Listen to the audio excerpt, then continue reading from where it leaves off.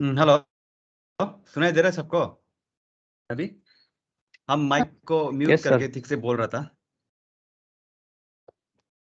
Okay, तो अभी हम लोग इंडियन पॉलिटी पढ़ेगा। इंडियन पॉलिटी में हम लोग क्या क्या बारे में पढ़ता है मेनली, बता के देखिए। कोई कौन अभी आया था वापस चला गया, लिविंग हो गया? थोड़ा सा पेशेंस भी होना है भाई। लिविंग होने से मेरा तो कुछ लॉस नहीं है वैसे। चलो, इंडियन पॉलिटी ना, तो यहाँ पे मेनली हम लोग क्या है, कॉन्स्टिट्यूशन का बारे में पढ़ते हैं। ओके, कॉन्स्टिट्यूशन का बारे में पढ़ता है। मेनली कॉन्स्टिट्यूशन के बारे में हम लोग पढ़ता है। तो कॉन्स्टिट्यूशन क्या चीज है? कॉन्स्टिट्यूशन कॉन्स्टिट्यूशन क्या है, कोई बोल के देखिए। सर संविधान बोलते हैं हिंदी में। ओके, यस, संविधान को बोलता है, संविधान को कॉन्स्टिट्यूशन बोलता है। पर संविधान क्या है वो बोल के देखिए, जस्ट ऐसे ही देखो। कॉन्स्टिट्यूशन को हम लोग बोलता है, it is a basic and fundamental law of the country. लिखिए भी, हाँ। It is a basic and fundamental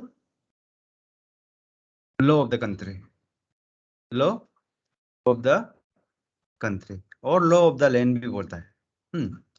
तो इसको basic and fundamental law of the country क्यों बोला जाता है इसको? देखो, कॉन्स्टिट्यूशन सब कंट्री में होना जरूरी है, एकदम जरूरी है। अदरवाइज क्या होगा? Everything will be in chaos. कुछ भी चीज ढंग से नहीं चलेगा।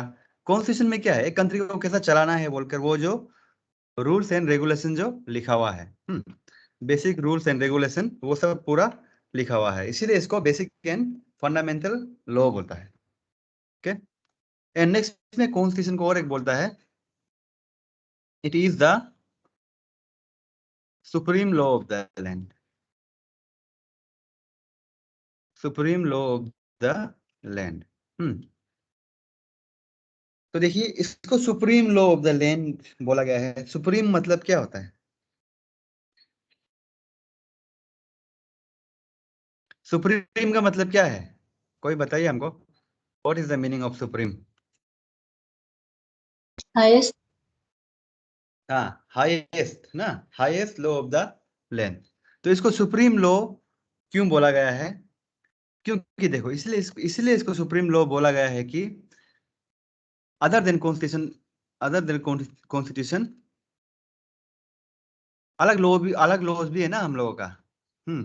सिविल लॉस, क्रिमिनल लॉस,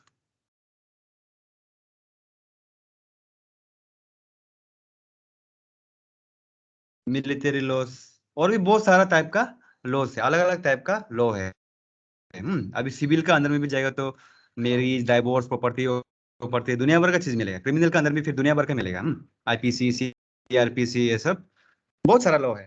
तो इसको सुप्रीम लॉ क्यों बोला गया है कि सबसे हाईएस्ट वाला लॉ है बोलकर? ये सब लॉ के लिए कॉन्स्टिट्यूशन का लॉ कभी भी चेंज नहीं होगा। ये सब लॉ के लिए कॉन्स्टिट्यूशन का लॉ जो कभी भी चेंज नहीं होगा। बट ये सब लॉ जो क्या है, वो लोग अगर कॉन्स्टिट्यूशन का लॉ का अकॉर्डिंगली फॉलो नहीं हो रहा है तो this law must be change, not the constitution. It is like a pillar of the building, constitution is like a, they are like just a decoration of the building. Pillar cannot be changed for the decoration or a wall. समझ में आया ना? इसीलिए इसको बोलता है supreme law of the land. Okay, इसलिए इसको बोलता है supreme law of the land. तो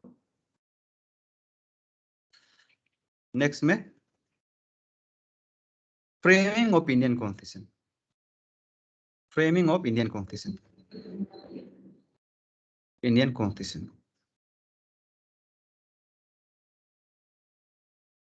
इंडियन कॉन्स्टिट्यूशन को बनाने का समय का। ओके, एम एन रॉय नाम का आदमी था जो फर्स्ट कॉन्स्टिट्यूशन को प्रपोज किया था। The idea to have constitution was first given by, the idea to have a constitution was first given by M.N. Roy. M.N. Roy. M.N. Roy ने दिया था फर्स्ट कॉन्स्टिट्यूशन का आइडिया। हाँ, एक country में एक कॉन्स्टिट्यूशन होना है बोलकर हम लोगों का। Okay, it was framed by constitution was it was framed by constituent assembly।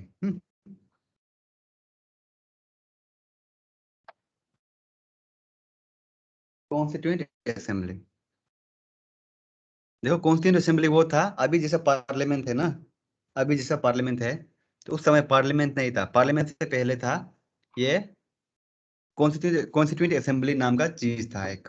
जैसा अभी लेजिस्लेटिव असेंबली होता है स्टेट लेवल में, वैसा ही कॉन्स्टिट्यूएंट असेंबली नाम का चीज था।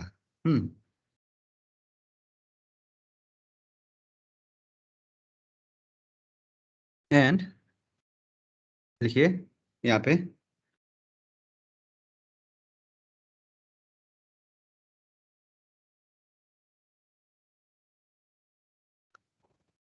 इसका doctor Rajendra Prasad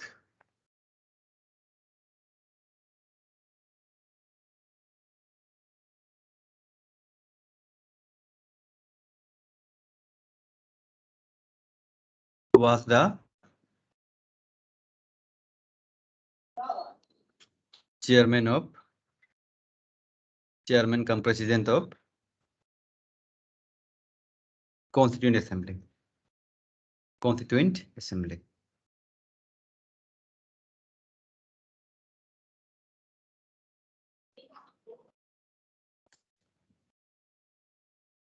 Sachchidanand Sinha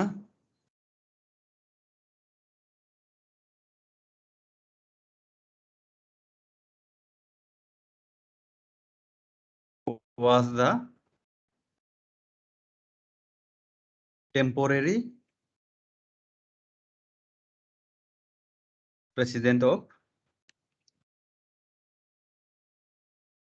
constituent assembly when it was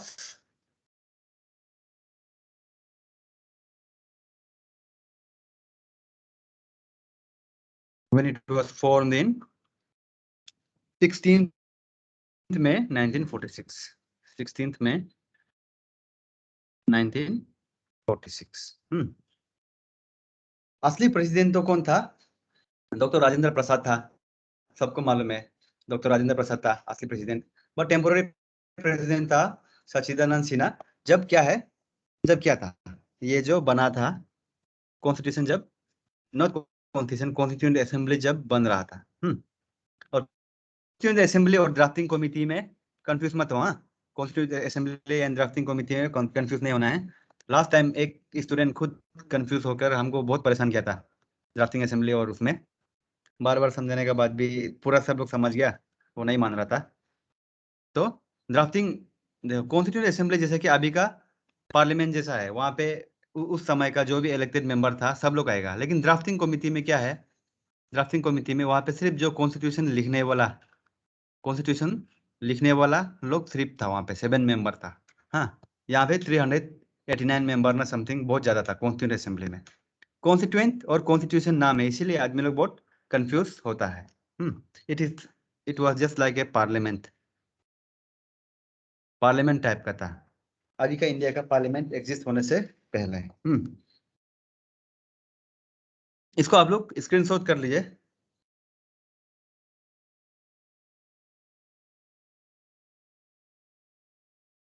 हम 3 तक काउंट करेगा। रेडी? 1 2 एंड 3। चलो,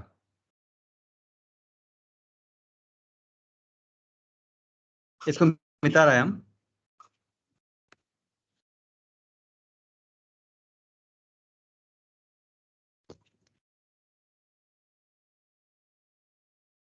Okay,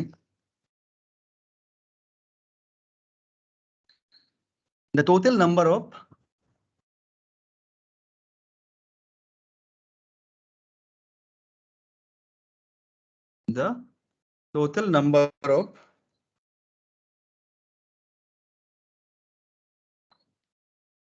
members in Constituent Assembly was 389. In Constituent Assembly was 389. Of this, 292 were representative of British state. Were representative of British state. Representative of British state. And 93 were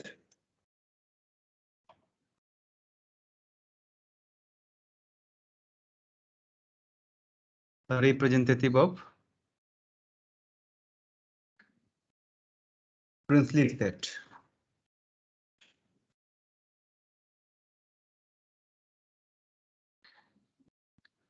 And 4 were from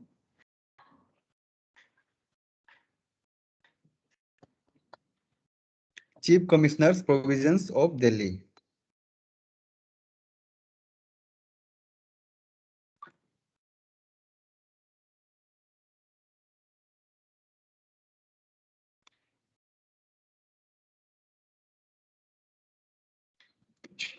Provisions of Delhi. तो देखो यहाँ पे हम लोग बोला है कि total 389 member था। टोटल 389 मेंबर था और उसमें से 292 जो कहाँ में था? British state. जब देखो इंडिया था हम लोगों का,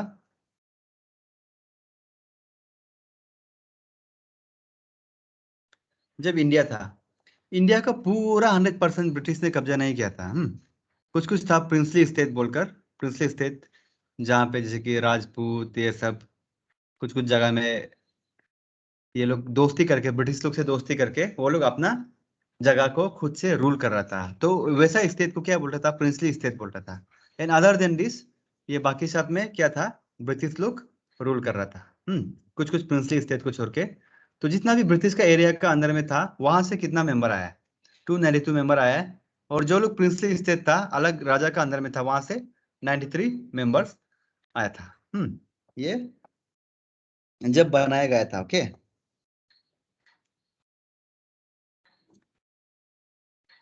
एंड लिखिए the chairman of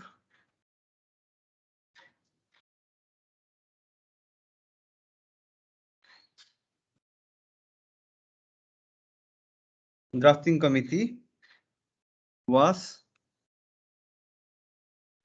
Dr. B.R. Ambedkar. Dr. B.R. Ambedkar. Chairman of the drafting committee was Dr. B.R. Ambedkar. Okay.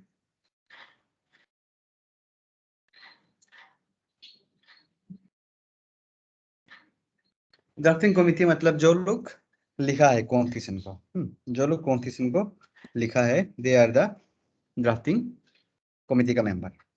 Next में है हम लोगों का enactment of the constitution. Enactment of the constitution, जब कॉन्स्टिट्यूशन को एडॉप्ट किया गया है और एनेक्ट किया गया है कि इंडियन गवर्नमेंट इसको यूज करेगा बोलकर, उस समय का बात है। The constitution took the Constituent Assembly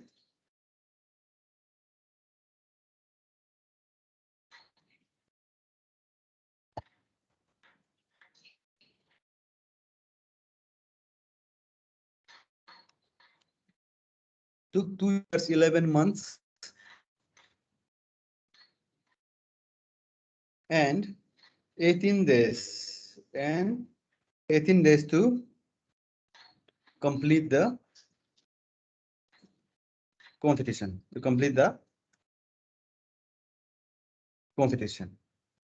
इसको याद रखना है। 2 years 11 months and 18 days ये हम लोगों का कॉन्स्टिट्यूशन बनने में लगा था। हाँ, हम लोगों का कॉन्स्टिट्यूशन बनने में लगा था। Some of the provision related to ना, इसको सीधा लिखिए, it was adopted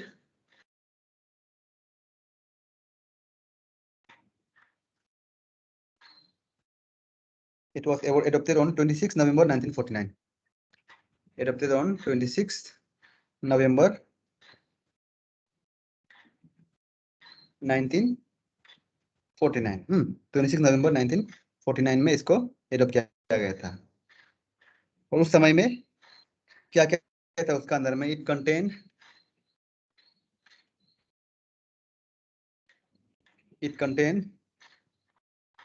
395 articles, 22 parts, and 8 schedule.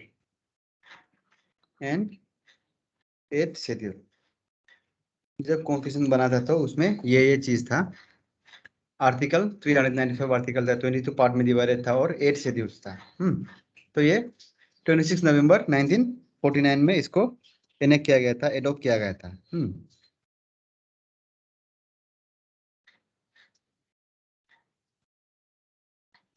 And next में इसको आप लोग काइंडली स्क्रीनशॉट कर लीजिए।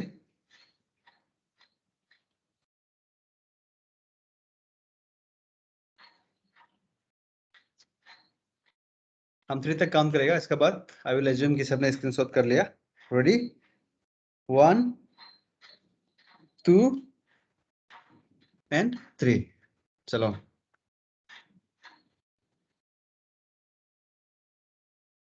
अभी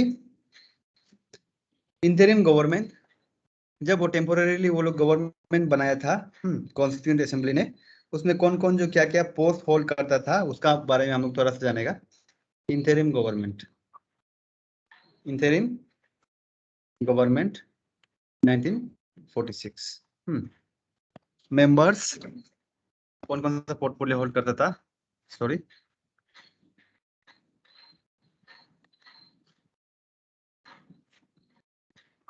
members portfolio.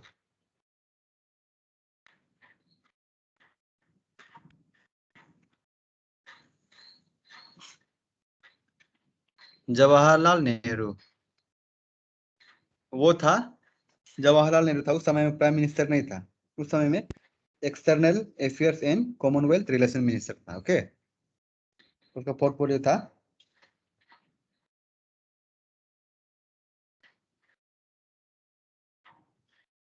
External affairs and Commonwealth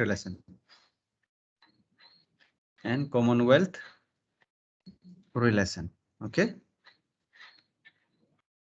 and next में था सरदार वल्लभ भाई पटेल।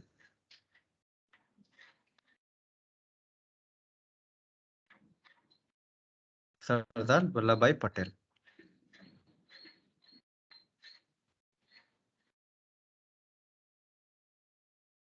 ये था होम मिनिस्टर। उसका इंचार्ज लिया हुआ था ये डॉक्टर राजेंद्र प्रसाद।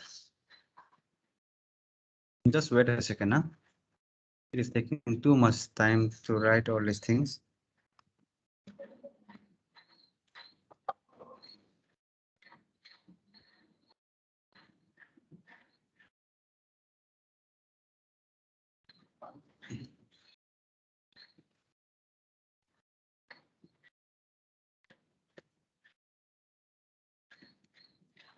थोड़ा सा रुकिए, आप लोगों को जरा कन्वीनियंट वाला कुछ चीज हम वो कर रहा है।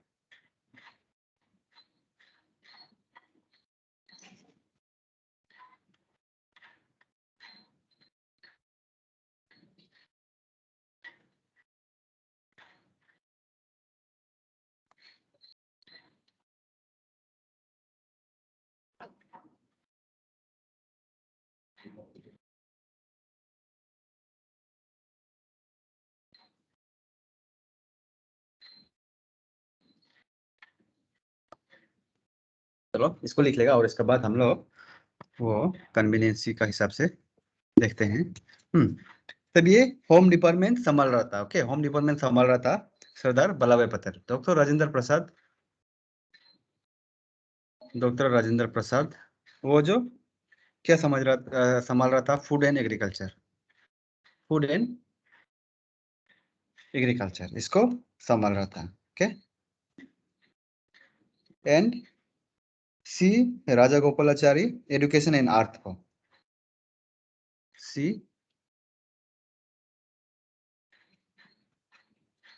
Rajagopalachari, education and art, education and arts. हम लोग ये चारों ही इंपोर्टेंट वाला को थोड़ा सा जान लेते हैं, सबको नहीं जानने से भी। इसका आप लोग स्क्रीनशॉट कर लीजिए।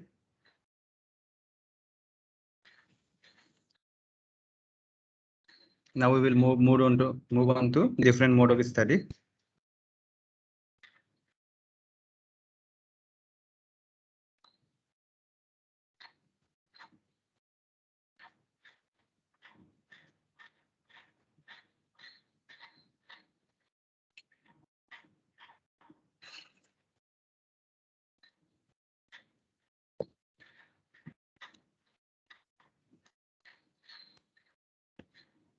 ओके, अभी हम लोग ये ड्राफ्टिंग कमेटी में आएगा।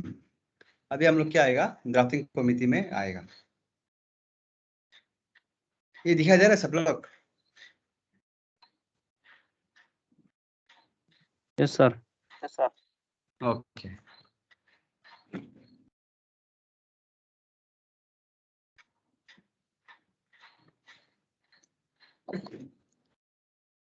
तो देखो ड्राफ्टिंग कमेटी का अंदर में क्या क्या था। ड्राफ्टिंग कमेटी 29 अगस्त 1947 को ये फॉर्म हुआ है। 29 अगस्त 1947 को फॉर्म हुआ है। ये कॉन्स्टिट्यूएंट असेंबली कब फॉर्म हुआ था? कॉन्स्टिट्यूएंट असेंबली कब फॉर्म हुआ है? 16 मई 1946 को ना। ओके, और ये फर्स्ट मीटिंग कब किया था?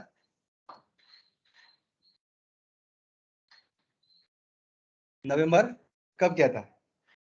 दिसंबर नवंबर 26। फर्स्ट मीटिंग कब किया था?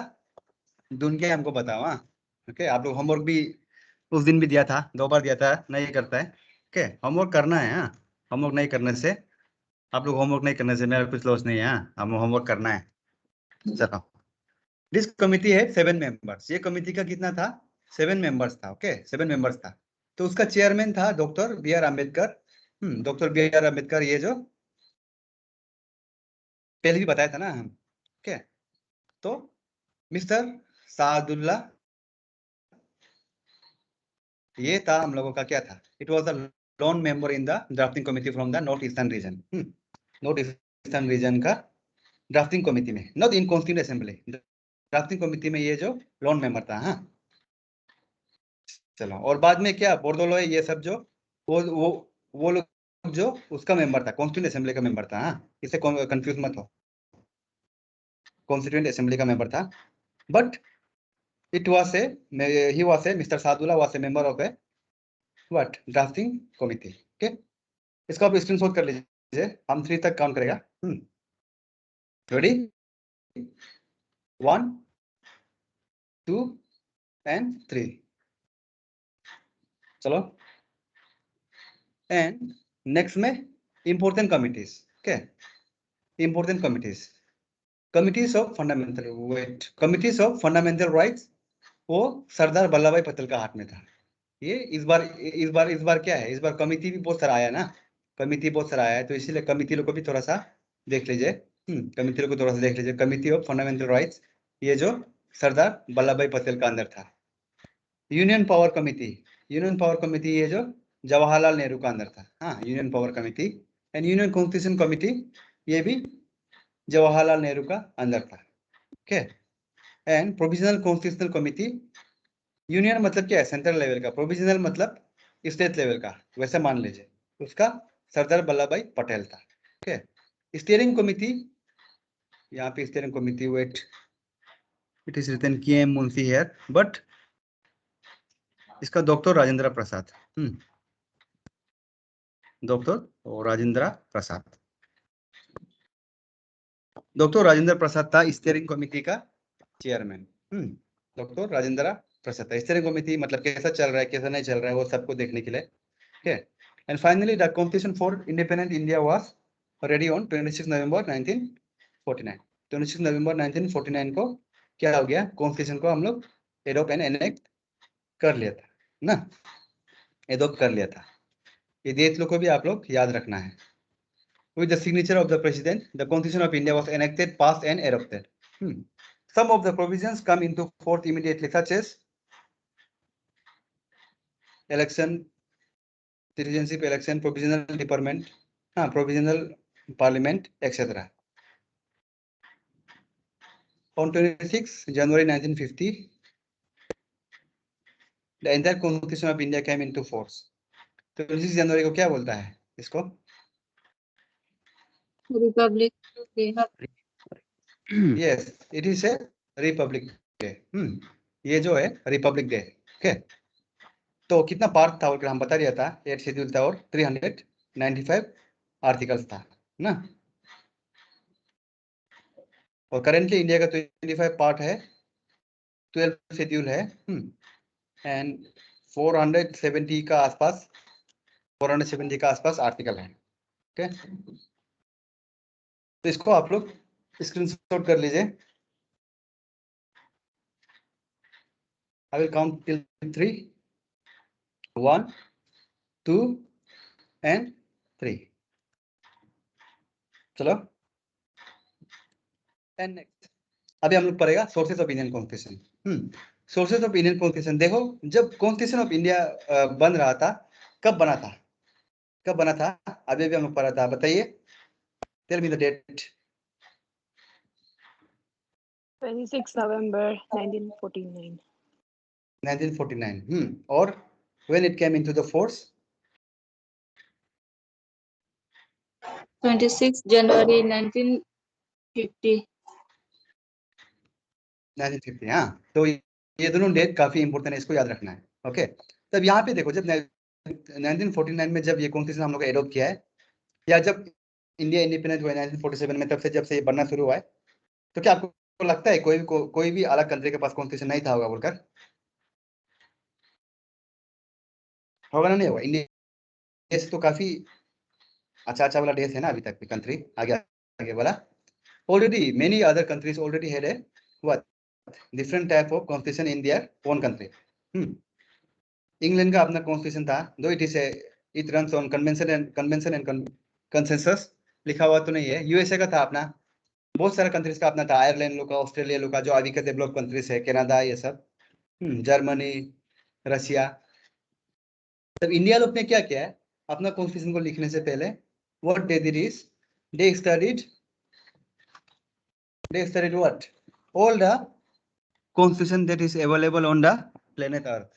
दुनिया में जितना भी कॉन्स्टिट्यूशन अवेलेबल है उसको पूरा पढ़ डाला, उसका बाद अपना कॉन्स्टिट्यूशन बनाएगा बोलकर वो लोग ट्राई किया है।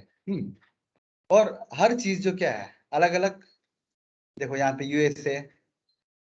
यूएसएसआर, आयरलैंड, अलग अलग कॉन्स्टिट्यूशन से अलग अलग चीज इंडिया का लिया गया है। हम लोग डायरेक्ट कॉपी किया नहीं बोल सकता है, but we took the reference from the other constitution and put it in our constitution by blending it with the nature of our country। हाँ, हम लोग का कंट्री का कैसा नेचर है बोलकर उसका साथ हम लोग वो कैरेक्टरिस्टिक का साथ ब्लेंड करके वो हिसाब में हम लोग यहाँ पे डाला है, मॉडिफाई करके। तो फर्स्ट किससे लिया है? इंग्लैंड से लिया है। The Government of India Act 1935 had the most profound and deepest influence on making of the Indian Constitution। Government of India 1935 ये जो ब्रिटिश लोग की बनाया था कंट्री को कैसा रन करना है बोलकर, तो ये भी हम लोग कॉन्स्टिट्यूशन में सबसे ज्यादा इन्फ्लुएंस इसी का है। और सेकंड में इंग्लैंड का कॉन्स्टिट्यूशन से क्या क्या लिया है, सोर्सेस मतलब कहाँ से लिया है बोलकर, सब लोग समझ में आ रहे हैं ना? Yes sir. ओके, तो इंग्लैंड से क्या क्या लिया है? इंग्लैंड से देखो, रूल ऑफ लॉ लिया है, कानून से बड़ा कोई नहीं है, लॉ सबसे बड़ा है। पार्लियामेंट्री फॉर्म ऑफ गवर्नमेंट, हम लोगों का पार्लियामेंट्री फॉर्म है, पार्लियामेंट है, प्राइम मिनिस्टर चलाता है। ये भी इंग्लैंड से लिया। इंग्लैंड में भी प्राइम मिनिस्टर चलाता है ना। अभी कौन है प्राइम मिनिस्टर वहां का? हाँ, इंग्लैंड का प्राइम मिनिस्टर कौन है अभी? Boris Johnson.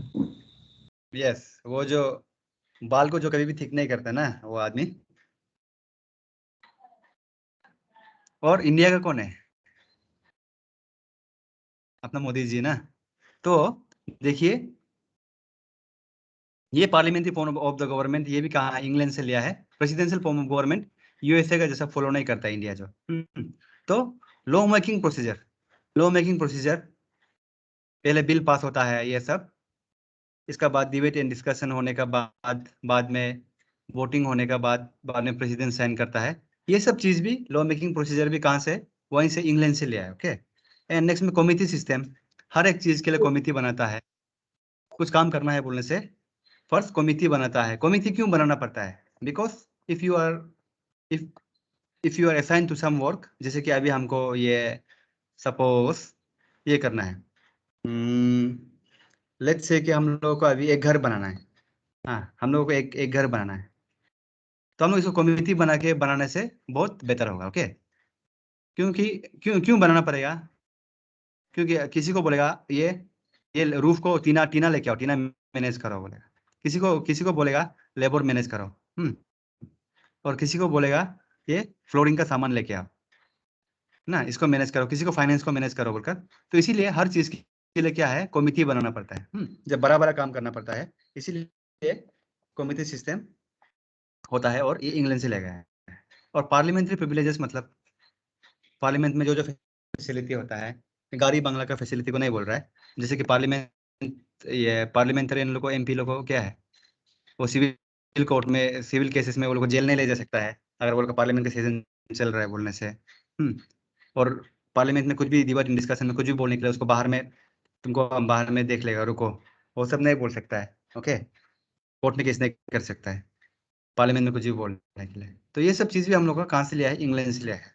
Office of the controller auditor general, CAG बोलता है इसको। क्या बोलता है? Watchdog of the public purse भी बोलता है।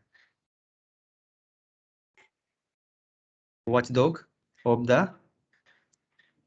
Public purse. तो ये क्या है? इसका नाम में ही है ऑडिटर। तो ये जो ऑडिट करता है, गवर्नमेंट को ऑडिट करता है, सेंट्रल गवर्नमेंट को ऑडिट करता है, स्टेट गवर्नमेंट को ऑडिट करता है, एंड गवर्नमेंट से रिलेटेड जो भी कंपनी है, SBI, ऑयल इंडिया लिमिटेड, हाँ, जितना भी ये गवर्नमेंट से रिलेटेड कंपनी है सबको ऑडिट करता है। ओके। सर, इसको आप ये इंग्लैंड में जो रॉयल फैमिली है ना, हाँ, उन लोग का कुछ पॉलिटिक्स में कुछ इन्फ्लुएंस है क्या? देखो, रॉयल फैमिली लोगों को कुछ भी जगह नहीं दिया हम लोगों का यहाँ पे पॉलिटिक्स में। हाँ, इंडिया का पॉलिटिक्स में। नहीं, उन लोग को मैं बोल रहे हैं।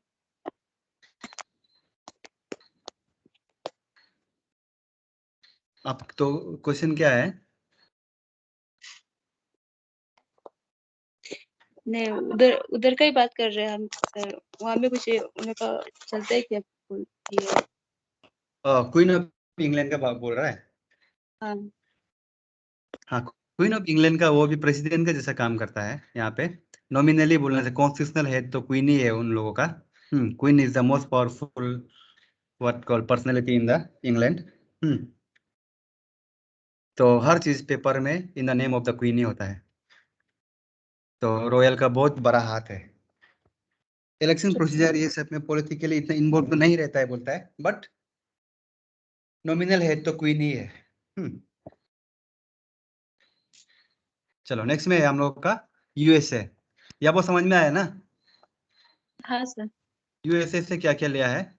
फंडामेंटल राइट्स लिया है यूएसए से। यूएसए का पास भी अपना बिल ऑफ राइट्स बोलकर उनका फंडामेंटल राइट है, बिल ऑफ राइट्स नाम का। तो उसी को देखते हुए ये फंडामेंटल राइट भी लिया गया है इंडिया में। और कंसेप्ट ऑफ जुडिशियल रिव्यू क्या है? जुडिशियल रिव्यू हम जो ये बोला था दूसरा, कॉन्स्टिट्यूशन का लॉ को अगर कोई लॉ उसका अकॉर्डेंस में नहीं है तो, हाँ, कॉन्स्टिट्यूशन का लॉ को कॉन्स्टिट्यूशन का लॉ को अगर कोई अलग लॉ जो कॉन्स्टिट्यूशन का लॉ को तोड़ रहा है बोलने से, तो वो लॉ को क्या करेगा सुप्रीम कोर्ट, जो ये लॉ नहीं है बोलकर जुडिशियल रिव्यू उसको वापस से रिव्यू करेगा और ये लॉ नहीं है बोलकर डिक्लेयर कर देगा। तो ये जुडिशियल रिव्यू कॉन्सेप्ट भी कहाँ से आया है, यूएसए से लिया गया है। Office of the vice president, वहाँ भी वाइस प्रेसिडेंट है, यहाँ भी वाइस प्रेसिडेंट है, वो भी यूएसए से लिया गया है। प्रेम्बल भी यूएसए से लिया गया है। Impeachment of the president, supreme court and high court जजेस। इम्पीचमेंट मतलब the process of removal of president, supreme court and high court जजेस, ये भी वहां से लिया गया है। इंडिया में अभी तक कोई भी इम्पीच नहीं हुआ है प्रेसिडेंट या फिर सुप्रीम कोर्ट का जजेस, ये सब यूएसए में हुआ है, शायद 2-3 बार हुआ है। Next USSR erstwhile Russia.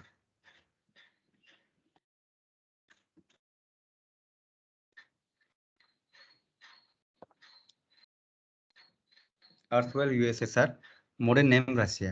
Modern name is Russia.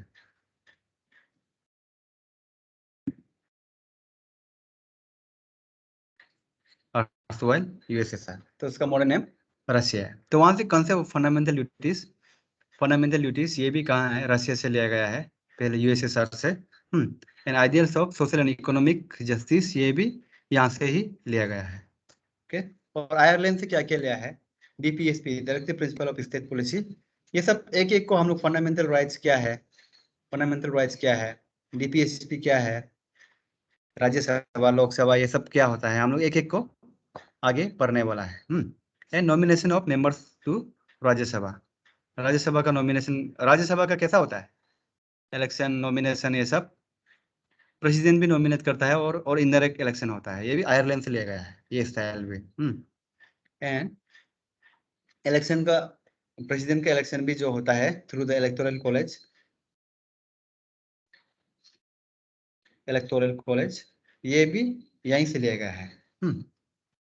ये भी कहाँ से लिया गया है, आयरलैंड से लिया गया है। नेक्स्ट में कनाडा से क्या क्या लिया गया है हम लोगों का, कनाडा से federation with strong centre.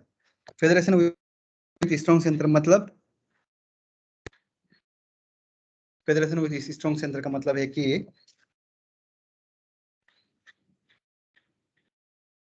Centre कभी भी ओवर पावर कर सकता है स्टेट गवर्नमेंट को। तो ये है federation with strong centre. Residuary power article 248, residuary power ये क्या है हम लोग आगे पढ़ेगा। यहाँ पे शेड्यूल 7 में होता है ये, शेड्यूल 7 में यूनियन लिस्ट। Hello sir. हाँ बोलिए सर आप बहुत फास्ट बोल रहे हैं सर, थोड़ा फॉलो अप करने में तकलीफ हो रहा है।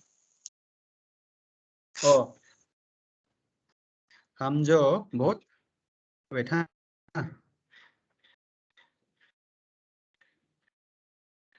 ये जो हम जो काफी फास्ट बोल रहे हैं बोलकर। हाँ सर, आप थोड़ा सा बहुत स्पीड बोल रहे हैं। ओके ठीक है, हम थोड़ा सा स्लो से बोलेगा। हाँ ठीक है, थोड़ा सा स्लो से बोलेगा। हाँ ठीक है सर। हाँ तो इसको आप लोग ये वाला को स्क्रीनशॉट कर लीजिए।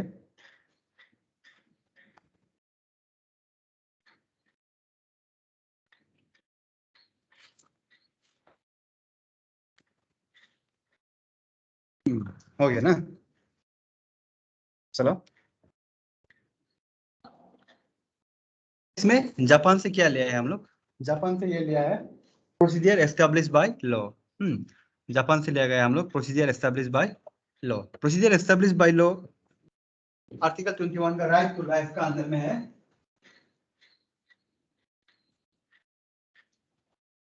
आर्टिकल 21 का राइट टू लाइफ का अंदर में है ये, जो इसको आगे क्या होता है हम लोग पढ़ेगा। एंड नेक्स्ट में जो है ऑस्ट्रेलिया से कॉन्गोरेन लिस्ट नाम का लिया गया है, ये भी शेड्यूल 7 का अंदर आता है, इसको भी हम लोग आगे पढ़ेगा। शेड्यूल 7 कॉन्गोरेन लिस्ट लिया हुआ है। और जर्मनी से हम लोग इमरजेंसी प्रोविजन, ये भी हम लोग आगे पढ़ेगा। देखो जितना भी यहाँ पे दिया हुआ है कॉन्स्टिट्यूशन का अंदर में क्या है वो सभी दिया गया है, हम लोग आगे एक एक करके पढ़ने वाला है, दोनों वरी। ओके, और इमरजेंसी टाइम में क्या होता है, फंडामेंटल राइट, कुछ फंडामेंटल राइट भी सस्पेंड हो जाता है। ओके, एंड साउथ अफ्रीका में, साउथ अफ्रीका से हम लोग प्रोसीजर ऑफ अमेंडमेंट, हाँ, amendment of the constitution and election of the Rajya Sabha member, ये चीज लिया गया है। अमेंडमेंट मतलब क्या है, कोई बताइए हमको। चेंजेस ऐसा। यस, चेंजेस लाना, हाँ, चेंजेस लाना, वो चीज जो ये साउथ अफ्रीका से लिया गया है। ओके,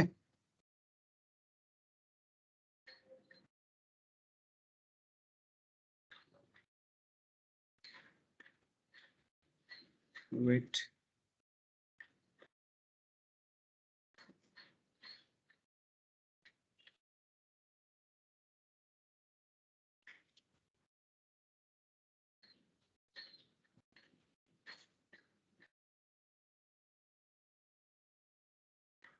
चलो अभी हम लोग फिर से थोड़ा सा लिख लिख के वापस से पढ़ेगा।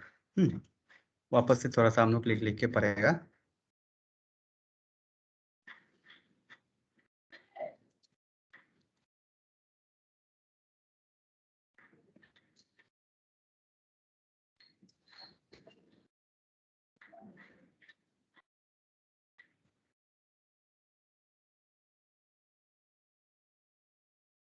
दिखाई दे रहा है ना सबको? तो देखिए, salient features of Indian constitution, salient features of मतलब यूनिक फीचर्स ना, salient features of Indian constitution, of Indian constitution, Indian constitution का salient features. First, it is the bulkiest written constitution in the world, bulkiest written constitution, bulkiest and lengthiest, कहीं कोई कोई जगह में ऐसा भी दिया होता है, हाँ, lengthiest written constitution in the world, constitution in the world।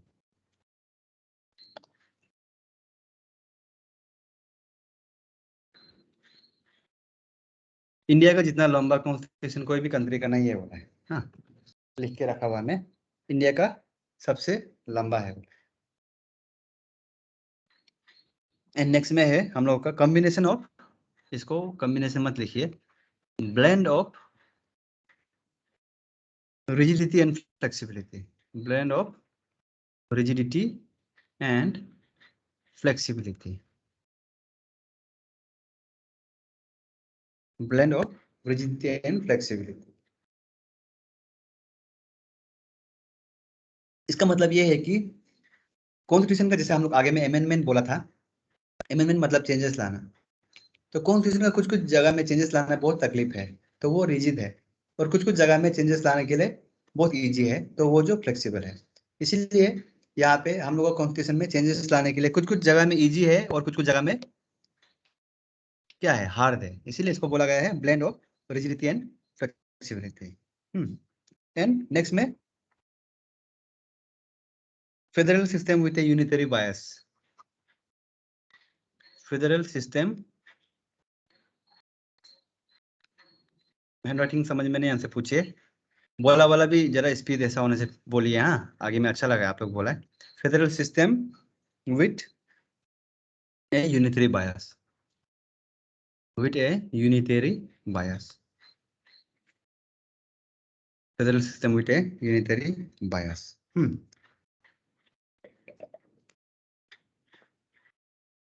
इसका मतलब भी वही है कि क्या है, सेंट्रल गवर्नमेंट जो हमेशा स्टेट गवर्नमेंट को ओवरपावर कर सकता है, फेडरल मतलब जो स्टेट लोग का चीज को बोलता है, हाँ, एंड यूनिटरी जो हर जगह जो सेंट्रल से कंट्रोल करता है उसको बोलता है यूनिटरी। तो it is federal system with a unitary bias. And next में नंबर 4, पॉइंट नंबर 2 का क्या है, स्लैंट है ये सर? कौन सा पॉइंट नंबर 2 सर, स्लैंट है ना सर, क्या है? ओ ब्लेंड है सॉरी, ये ब्लेंड है, बी है, हाँ, बी, ओके, ब्लेंड, हाँ ब्लेंड है।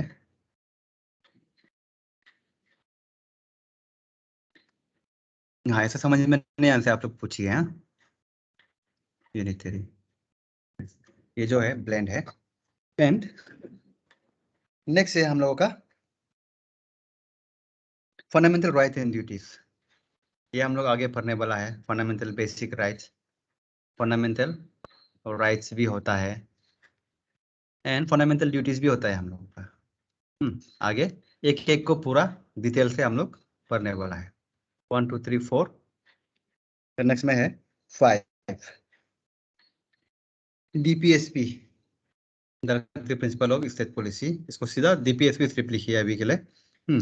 डीपीएसपी क्या है वो भी हम लोग पूरा पढ़ने वाला है। अभी बताएगा तो बहुत लंबा हो जाएगा। जब हम लोग सीधा इसमें आएगा तब हम लोग उसमें अच्छे से पढ़ लेगा। क्लियर है ना सब? नेक्स्ट में integrated and independent judiciary. Integrated and independent judiciary, independent judiciary. देखो इंटीग्रेटेड एंड इंडिपेंडेंट जुडिशियरी, इसको ऐसा क्यों बोला गया है? क्योंकि देखिए हम लोगों का जुडिशियरी सिस्टम जो ऐसा है, यहाँ पे डिस्ट्रिक्ट कोर्ट होगा, यहाँ पे हाई कोर्ट होगा और यहाँ पे सुप्रीम कोर्ट होगा। सुप्रीम कोर्ट होगा। यहाँ से केस लड़ के यहाँ तक भी पहुँच जाता है। अगर सेटिस्फाई नहीं होने से जो लोग नहीं जीता है तो वो यहाँ तक भी पहुँच जाता है और सुप्रीम कोर्ट भी ये लोग को ऑर्डर दे सकता है।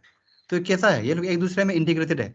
Okay, they are integrated, they are not मतलब अलग अलग से है, ऐसा नहीं है। हाँ ये लोग एक दूसरे में इंटीग्रेटेड है। Okay, but they are independent, ऐसा भी लिखिए, एंड इम्पार्शियल, ऐसा भी लिखिए, and impartial, independent and impartial judiciary. Independent इसलिए है कि ये लोग कोई भी जो कोर्ट का जजमेंट है, कोर्ट का जजमेंट कोई मिनिस्टर का बोलने से, कोई मिनिस्टर का बोलने से, कोई एडमिनिस्ट्रेशन का दबाव से, कोई पुलिस का बोलने से उससे डिसीजन नहीं लेगा। ये लोग एकदम इंडिपेंडेंटली डिसीजन लेगा। किसी से डरता भी नहीं है। ओके, ये जो कोर्ट जो है इंडिपेंडेंटली डिसीजन लेगा वो एविडेंस का हिसाब से। हाँ, एंड इम्पार्शियल, इम्पार्शियल मतलब किसी के साथ भी पार्शियलिटी नहीं करेगा। It is expected to be impartial. Every court system of the world is expected to be impartial. Okay. And next में आया हम लोग का 7 में single citizenship. Single citizenship India का सिर्फ सिटीजन ऑफ इंडिया होता है, सिर्फ सिटीजन ऑफ इंडिया होता है। हम लोगों का इंडिया में सिर्फ सिटीजन ऑफ इंडिया होता है। हम लोग का अरुणाचल का अलग से सिटीजनशिप, असम का अलग से सिटीजनशिप, पंजाब का अलग से सिटीजनशिप, महाराष्ट्र का ऐसा नहीं होता है। But in case of USA में ऐसा होता है बोले। हाँ, बट इंडिया में ओनली सिंगल सिटीजनशिप है। And next emergency power. Emergency power क्या है बोलते हैं हम लोग बाद में पढ़ेगा। 3 टाइप का इमरजेंसी होता है, बाद में पढ़ेगा। And 9 universal adult प्रिंसेसी।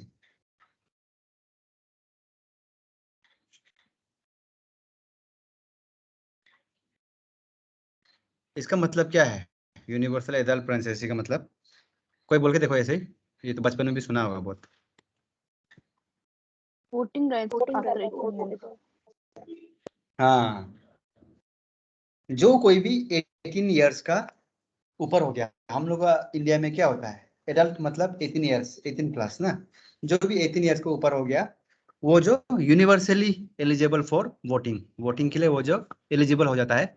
कुछ भी अलग क्राइटेरिया नहीं है, बस 18 इयर्स होना है और कुछ भी अलग क्राइटेरिया नहीं है। आप लड़का हो या मेल हो या फीमेल हो, लड़का हो या लड़की हो, अमीर हो या गरीब हो, हाँ, लंगड़ा हो या अंधा हो, पढ़ा लिखा हो या अनपढ़ हो, कोई भी वोट दे सकता है। सिर्फ आपको 18 इयर्स का ऊपर होना है। ओके, 18 इयर्स के ऊपर जो भी है universally they can give a vote. ये है एडल्ट प्रिंसेसी का मतलब।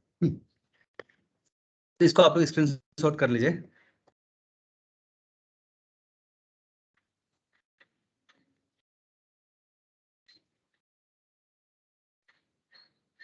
चलो हम 3 तक काउंट करेगा 1 2 एंड 3। आई एज्यूम कि सबने कर लिया स्क्रीनशॉट।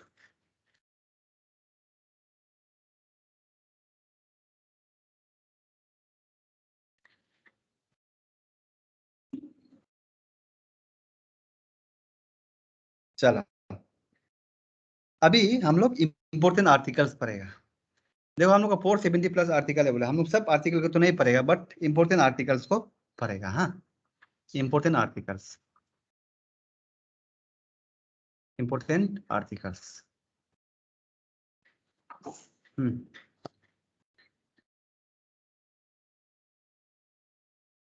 पार्ट 1 देखिए, पार्ट 1 25 पार्ट्स में डिवाइडेड है। वहां में भी हर पार्ट को तो हम लोग नहीं पढ़ेगा बट कुछ इंपोर्टेंट पार्ट्स को हम लोग पढ़ेगा। हाँ, कुछ इंपोर्टेंट पार्ट को पढ़ेगा और बाकी हम लोग बल्क में पढ़ लेगा जो पार्ट इतना इंपॉर्टेंट नहीं है। चलो तो पार्ट 1 का अंदर है union and its territory. Union and its territory, it's territory.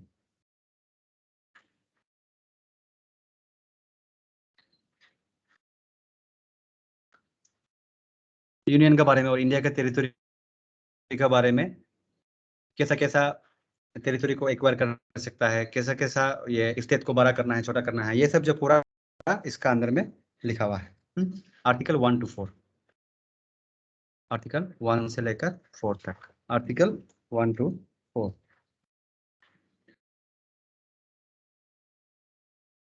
ये लिखिए आर्टिकल 1, इंडिया शेल बी है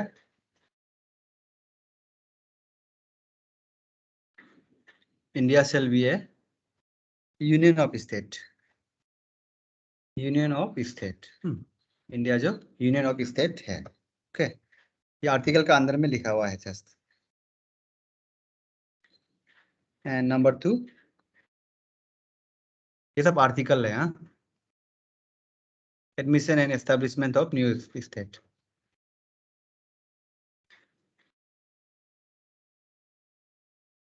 establishment of new state,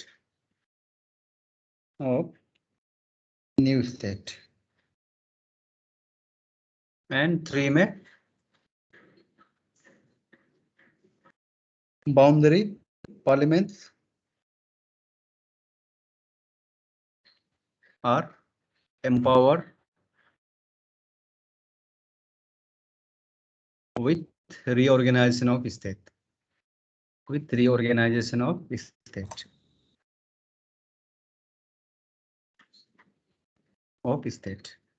ये देखिए, parliament are empower with reorganisation of state, मतलब पार्लियामेंट के पास सुप्रीम पावर है कि स्टेट, एक स्टेट को तोड़ के 2 स्टेट बनाएगा या 2 स्टेट को मिला के एक स्टेट बनाएगा, स्टेट का एरिया को छोटा करेगा, बड़ा करेगा, ये पार्लियामेंट डिसाइड करता है। हाँ, ठीक है। नेक्स्ट में है सिटीजनशिप, पार्ट 2 है सिटीजनशिप। देखिए सिटीजनशिप में क्या होता है, यहाँ पे हम लोग आर्टिकल हिसाब से नहीं पढ़ेगा, यहाँ पे सीधा हम लोग सिटीजनशिप एक्ट में जाके उसका बारे में थोड़ा सा जानेगा। The citizenship act of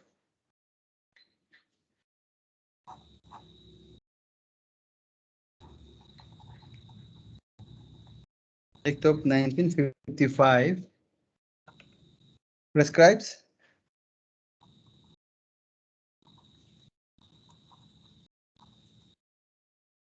met, आप वो माइक को काइंडली म्यूट कीजिए। Sorry. The citizenship act of 1955 prescribe 5 ways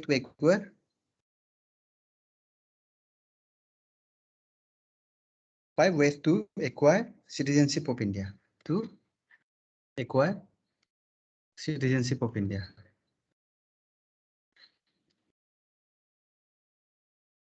of citizenship of India. देखो कैसे कैसे करके एक्वायर मतलब कैसे कैसे करके इंडिया का सिटीजनशिप हम लोग ले सकता है। तो फर्स्ट है बाय बर्थ, इंडिया में जन्म हुआ तो क्या होगा, इंडिया का सिटीजनशिप होगा। एंड सेकेंड है बाय डिसेंट। बाय डिसेंट मतलब मेरा माँ बाप वो होगा इंडियन होगा तो क्या होगा, हम कंट्री का बाहर जन्म होने से भी यहाँ अप्लाई करने से हमको सिटीजनशिप मिल जाएगा, तो हम भी इंडियन होगा। Okay, that is by decent. And bye registration, bye registration हम लोग रजिस्ट्रेशन मतलब बाय रजिस्ट्रेशन ये फॉरेनर लोग के लिए है, फॉरेनर लोग अप्लाई कर सकता है रजिस्ट्रेशन, इंडिया का सिटीजनशिप बनेगा बोलकर, इंडिया का सिटीजन बनेगा बोलकर। And next bye naturalisation. Bye naturalisation आप अगर बहुत साल से बहुत ज़्यादा साल से वहाँ पे कोई कंट्री में रहता है तो 30-40 ईयर्स रहता है तो बाय नेचुरलाइजेशन आप जो वहाँ का सिटीजन बन सकता है, उसको बोलता है बाय नेचुरलाइजेशन। एंड नेक्स्ट में है bye incorporation of territory, bye incorporation of territory, incorporation of territory. इसमें देखिए अगर कोई सपोज 1975 में हम लोग सिक्किम को अपना ये बनाया था, स्टेट बनाया था, उससे पहले गोवा को भी अपना स्टेट बनाया था इंडिया ने आफ्टर इंडिपेंडेंस। तो अभी हम लोग ये सिक्किम को अपना टेरिटोरी बनाएगा, अपना स्टेट बनाएगा, लेकिन सिक्किम का आदमी लोग को नहीं लेगा, ऐसा कर सकता है क्या? नहीं कर सकता है। इफ कल को इंडिया जाके पाकिस्तान में इन्वेड किया है, पाकिस्तान का आर्मी को हरा दिया, पाकिस्तान को इंडिया का पार्ट बना दिया, तो पाकिस्तान का पूरा सिटीजन को तो नहीं मार सकता ना, या फिर कंट्री से नहीं भगा सकता है।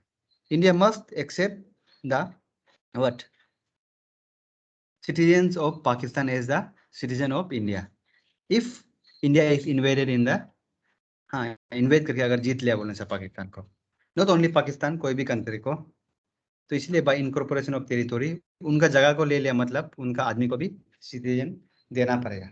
क्लियर है ना सब? चलो इसको काइंडली स्क्रीनशॉट कर लीजिए।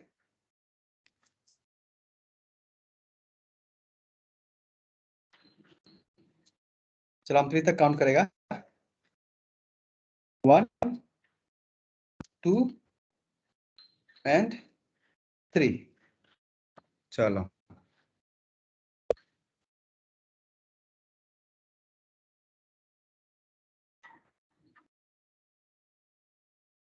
अभी नेक्स्ट में how to lose citizenship of India, 3 modes of losing citizenship, ये उसी में, हाँ पार्ट 2 के अंदर में है 3 मोड्स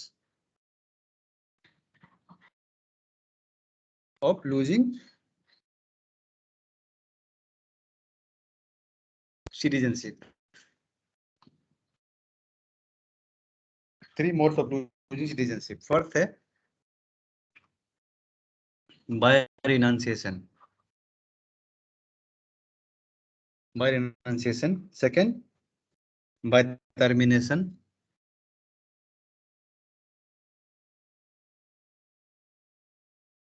एंड थर्ड में है बाय डिप्राइवेशन, डेप्रिवेशन भी बोलता है इसको, बाय डेप्रिवेशन। तो देखिए बाय रिनाउंसिएशन मतलब क्या है, अगर आप वॉलंटरली अगर आप वो कर दिया है हम इंडिया का सिटीजन अभी से नहीं बनेगा बोलकर आप एप्लीकेशन फाइल कर दिया, तब आप जो सिटीजन नहीं रहेगा इंडिया का। एंड जो बाय टर्मिनेशन में क्या है, बाय टर्मिनेशन में क्या होगा, जब आप ये होगा अलग कंट्री का सिटीजनशिप ले लेगा, तब आपका इंडिया का सिटीजनशिप जो ऑटोमेटिकली टर्मिनेट हो जाएगा, इंडिया का सिटीजनशिप जो ऑटोमेटिकली टर्मिनेट हो जाएगा।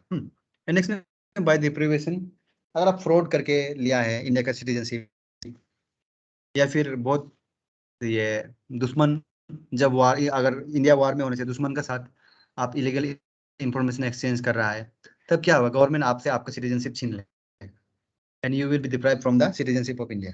तो ये 3 तरीका है सिटीजनशिप लूज करने का इंडिया का।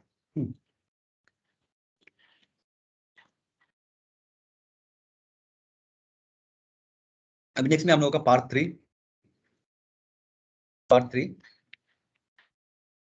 थ्री है फंडामेंटल राइट्स। फंडामेंटल राइट्स मतलब क्या है? कोई ऐसे बोल के देखिए, क्या हो सकता है फंडामेंटल राइट का मतलब?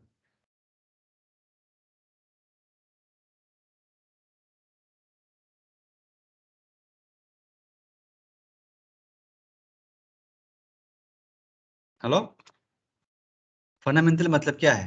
बेसिक ना? Basic rights. Yes, very good, basic basic rights. हाँ, फंडामेंटल राइट मतलब बेसिक राइट जो आदमी को जीने के लिए चाहिए होता है, आदमी को जीने के लिए चाहिए होता है। तो यहाँ पे हम लोगों का फंडामेंटल राइट्स का देखो, इसका अंदर बहुत सारा आर्टिकल है, उसको हम लोग 6 फंडामेंटल राइट्स में हम लोग डिवाइड किया गया है। फर्स्ट है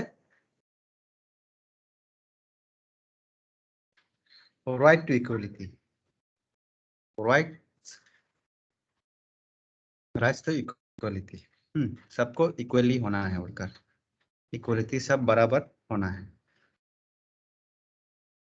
आर्टिकल 14 to 18, आर्टिकल 14 से 18 तक है राइट टू इक्वलिटी। तो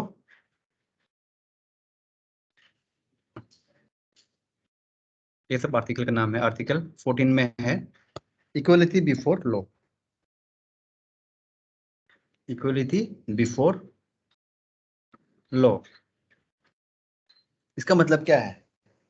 कानून के सामने सब बराबर है, हाँ, लॉ का आगे सब बराबर है। एंड नेक्स्ट में है आर्टिकल 15।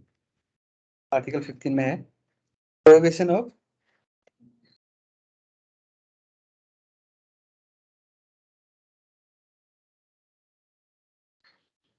discrimination on grounds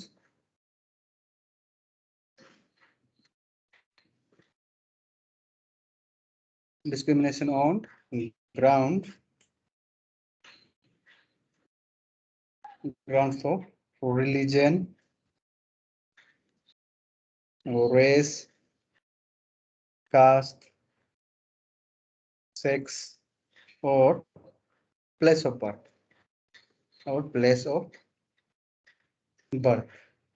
मतलब यही बोला कि आप डिस्क्रिमिनेशन नहीं कर सकता है कि आप यहाँ से, जैसे कि पब्लिक का जगह होगा, पब्लिक का पाइप से पानी भरने नहीं देगा क्योंकि आप हिंदू नहीं है, या फिर आप अलग रेस का है, या फिर अलग आप लड़की है, ऐसा टाइप से कुछ भी नहीं बोल सकता है।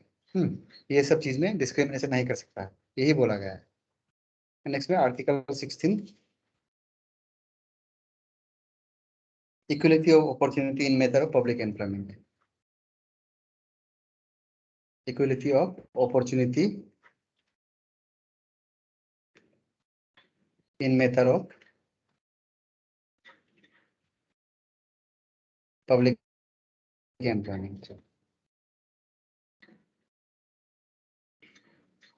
इन मेथड ऑफ पब्लिक एम्प्लॉयमेंट।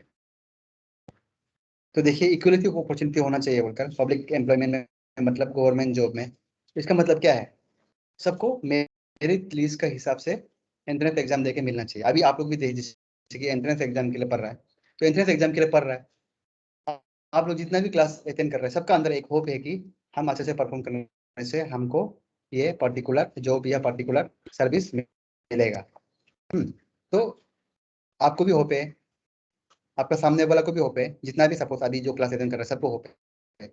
इसका मतलब क्या है? They are given a equal opportunity, they are given equal opportunity की सब अच्छे से पढ़ने से मिलने का चांस है। मेरिटोक्रेसी जो मेरिट हिसाब से करता है उसी को इक्वल अपॉर्चुनिटी बोलता है। सपोज ये हो गया, सपोज यहाँ का लेट्स से एपीएसएसबी का चेयरमैन का सपोज बहन हो गया, तो इसको दे देगा। अगर उस टाइप से ये इक्वल अपॉर्चुनिटी नहीं होता, तो अगर सब लोग अपना, जैसे कि जो चेयरमैन बड़ा बड़ा पोस्ट में होल्ड करता है वो लोग अपने रिलेटिव लोग को पूरा ये सब पोस्ट देता है बोलने से, तब इक्वल अपॉर्चुनिटी होना था? नहीं होना था। अभी क्या है, अगर यहाँ पे जो चेयरमैन पे भी बैठ के कोई अपना रिलेटिव को वो पोस्ट नहीं दे सकता है, क्योंकि देने से क्या होगा? कोर्ट में केस करेगा, कोर्ट में कोई केस करने से उसका नौकरी जाएगा, या फिर उसको सजा होने का भी चांस है। तो आर्टिकल 16 वही बोला है कि it is there is equal opportunity. And next में हम लोगों का आर्टिकल 17 एबोलिशन ऑफ अनटचेबिलिटी।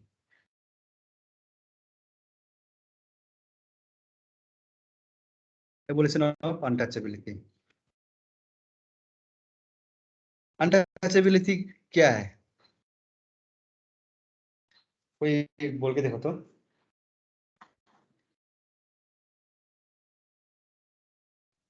अछूत। अछूत ना?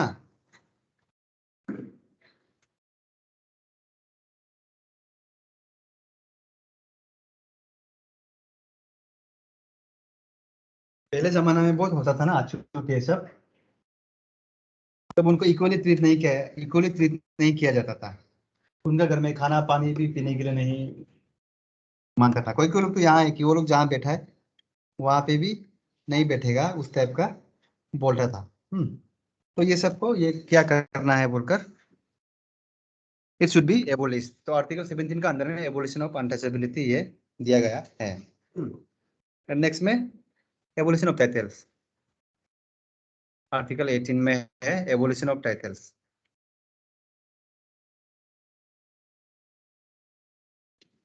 एबोलिशन ऑफ टाइटल्स में देखिए, एबोलिशन ऑफ टाइटल्स में पहले जमाना में क्या था, सर बोल के टाइटल देता था सबको। जैसे कि आप लोग हमको सर बोल रहे हैं, that is not a title. You are calling me out of love, out of respect, और मतलब आउट ऑफ रिगार्ड।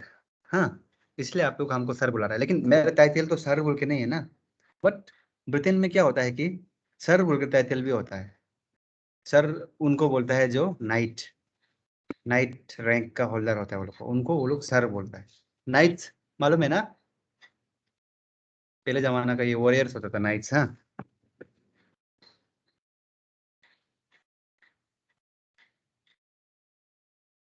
तो ये सब टाइटल है। हम लोग को रविंद्रनाथ टैगोर जी को भी मिला था। रविंद्रनाथ टैगोर को सर रविंद्रनाथ टैगोर बोल रहा था वो, लेकिन अपना बाद में नाइटहुड को रिनाउंस कर दिया था। और किसी किसी किसी को ये लोग महाराजा बोलकर ऐसे टाइटल दे देता था, खुश कराने के लिए ब्रिटिश लोग। राजा दी राज,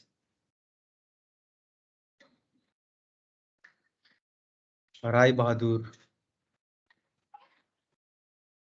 तो ये सब टाइटल जो एक्सेप्ट नहीं करना है, ये सब जितना भी टाइटल लिखा हुआ है उसको एबोलिश करना है बोलकर। ये सब टाइटल नहीं चलेगा बोलकर, बिकॉज टाइटल ऑल्सो इंटिमिडेट करता है आदमी को, इसीलिए। हाँ, तो सबको इक्वली ट्रीट करने के लिए। ठीक है, चलो इसको इसको स्क्रीनशॉट कर लीजिए आप लोग।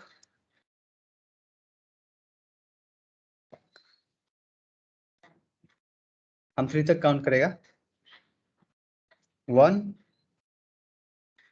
2 एंड 3। ओके,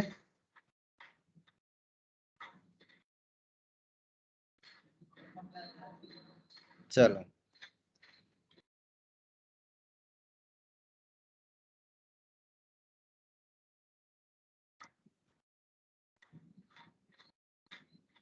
स्क्रीनशॉट कर लिया, अमिता रेखा।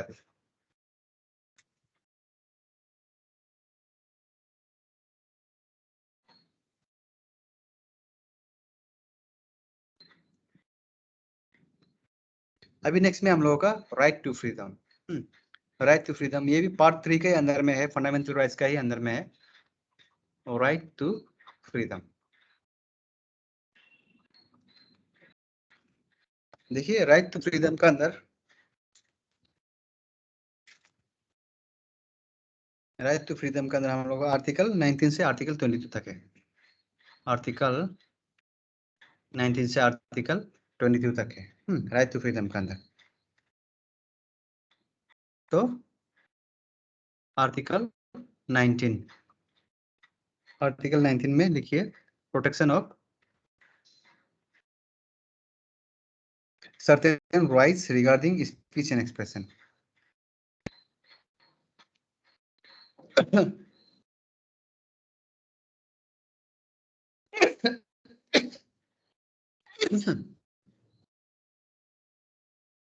rights regarding speech and expression।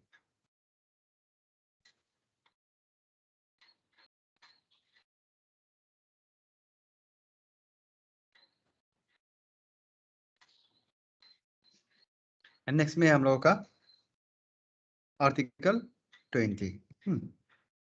Article 20 protection in respect of conviction for offence.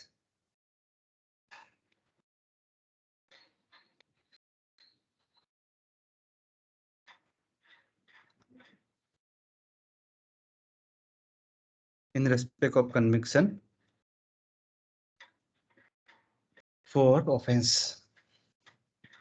यहाँ पे देखो राइट टू स्पीच कहाँ पे है बोलने से आर्टिकल 19 में है, ये बहुत सारा पूछा जाता है। ओके तो इवन यहाँ पे आर्टिकल 29 में जो कन्विक्ट हुआ है, क्रिमिनल को भी कुछ कुछ राइट्स मिलता है। क्रिमिनल को भी कुछ कुछ राइट्स मिलता है, तो वो राइट लोग जो आर्टिकल 20 का अंदर में दिया गया है। एंड नेक्स्ट में है article 21 right to life and personal liberty. Article 21 right to life and personal liberty. ये आर्टिकल 21 राइट टू लाइफ, इसी में लिखा गया है procedure establish by law. Procedure establish by law हम लोग कहाँ से लिया गया था, कौन सा सोर्स से लिया गया था, अभी बताओ, जापान से लिया था ना। तो ये आर्टिकल 21 का अंदर में लिखा हुआ है।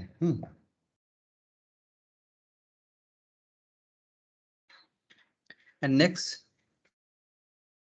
Article 22 protection against arrest and detention in certain cases. Protection against arrest and detention in certain cases.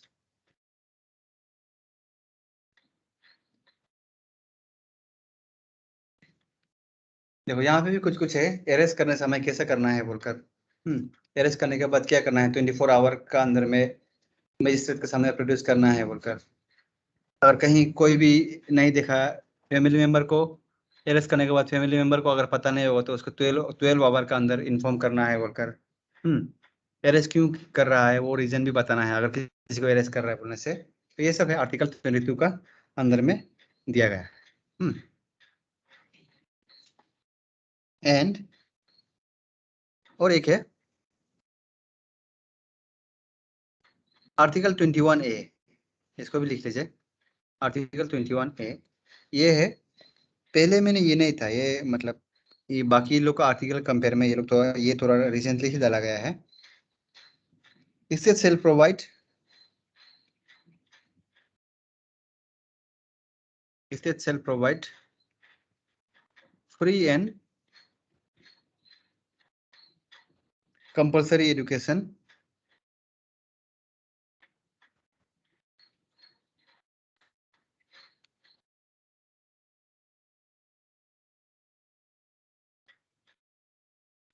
to all children of the age of all children of the age of कितना से कितना as तक का, कैसे guess करके देखिए। Yes 6 to 14 years, 6 to 14 years का as को ये फ्री एजुकेशन देना है बोलता है गवर्नमेंट स्कूल में। हाँ, not in private school, private school लोग नहीं देगा, गवर्नमेंट स्कूल में देना है बोलता है। तो ये है आर्टिकल 21A का अंदर में लिखा गया है।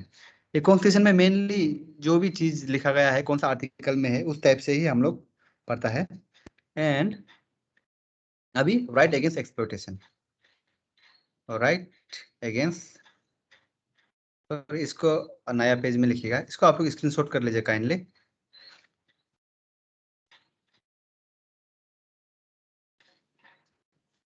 हम 3 तक काउंट करेगा, तब तक स्क्रीनशॉट कर लीजिए। Ready, 1 2 and 3। चलो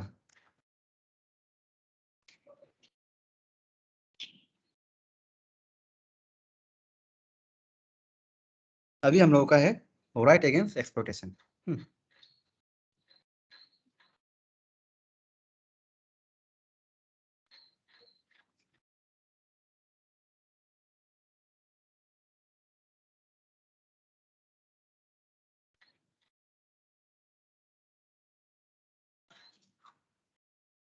right against exploitation.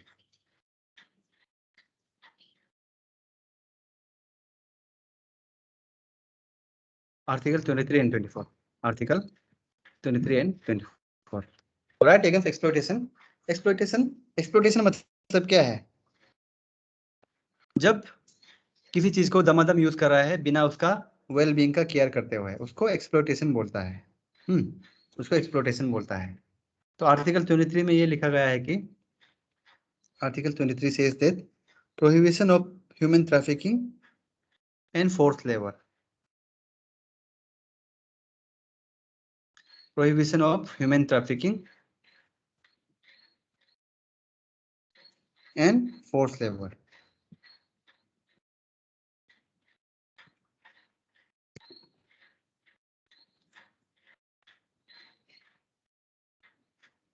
फोर्स जबरदस्ती किसी को काम नहीं करा सकता है। एंड ह्यूमन ट्रैफिकिंग मतलब क्या है? कोई ऐसे बोल के देखो।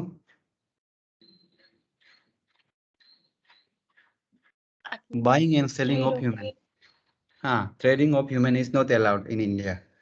In any country, I guess it is not allowed.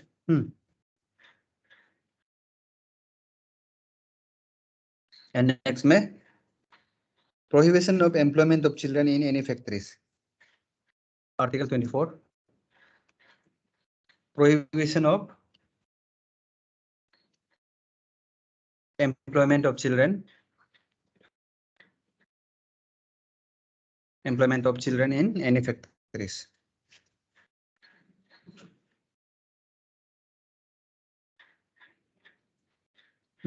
ये दो है हम लोगों का राइट अगेंस्ट एक्सप्लॉयटेशन में। ह्यूमन ट्रैफिकिंग नहीं होगा, फोर्स लेबर भी नहीं होगा, और आप ये बच्चा लोग को फैक्ट्रीज में काम नहीं कर सकते। हाँ, नहीं सकता है। Not only in factories only but in other hazardous place also, मतलब जहाँ पे खतरनाक जगह है वहां पे भी आप काम नहीं करा सकते हैं बच्चा लोग को। नेक्स्ट में right to freedom of religion. Next में हम लोगों का right to freedom of religion.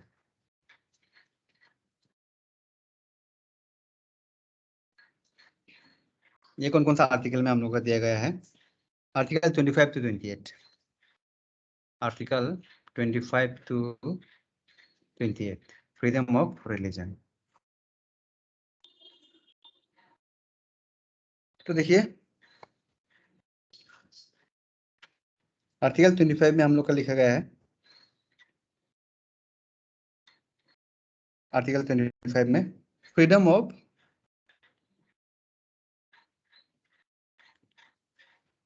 conscience and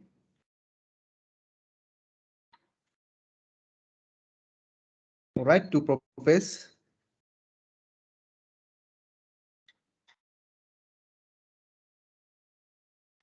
and right to profess, practice and propagate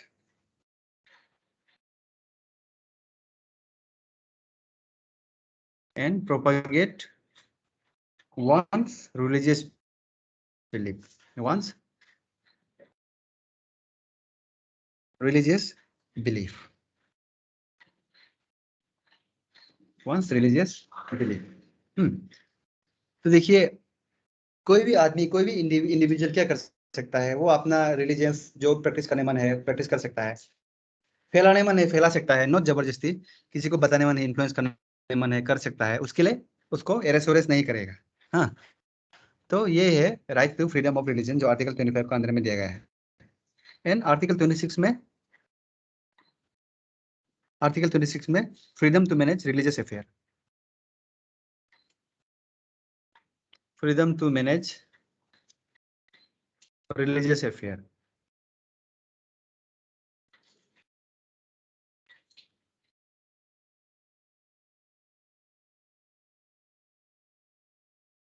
freedom to manage religious affair. तो freedom to manage religious affair मतलब क्या है? अगर आप कुछ रिलीजियस रिलेटेड मीटिंग कर रहा है या रिलीजियस फेस्टिवल मना रहा है, all this thing which are related to the anything, any events or any meeting or any like what to say, any occurrence that happens related to the religion is a religious affair. तो religious affair भी आप freely practice कर सकता है India में, आपको उसके लिए कोई मना नहीं करेगा। आपको अपना फेस्टिवल क्यों मना रहा है, क्रिसमस क्यों मना रहा है बोल के आपको कोई गाली नहीं देगा, ईद क्यों मना रहा है कोई गाली नहीं देगा, आप मना सकता है। ठीक है। नेक्स्ट में article 27, freedom from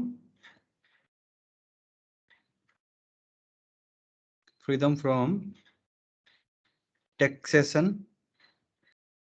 for promotion of any particular religion. Taxation for promotion of any particular religion.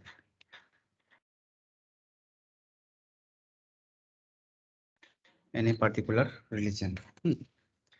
तो कोई रिलीजन को ये करेगा बोलकर, बढ़ावा देगा बोलकर, उसके लिए हम लोग अलग से टैक्स नहीं ले सकता है इंडिया का सिटीजन से। सब सिटीजन सब रिलीजन को इक्वल मानता है।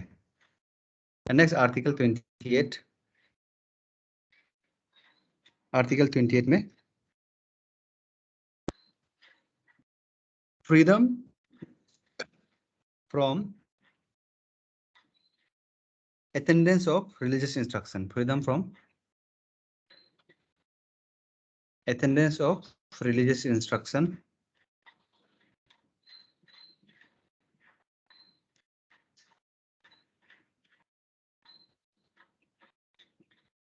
or religious worship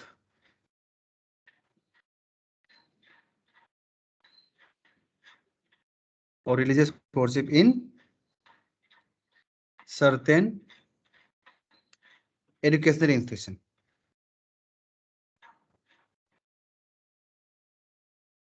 In certain educational institution.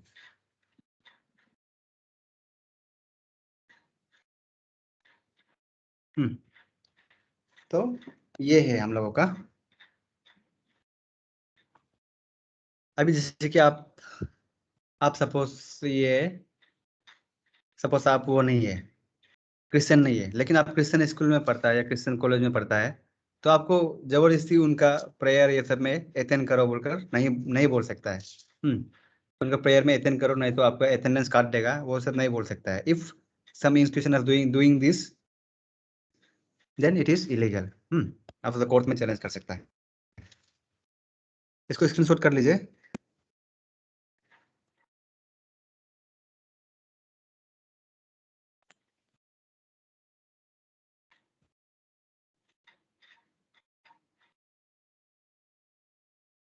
हम 3 तक काउंट करेगा। Ready, 1 2 and 3। चलो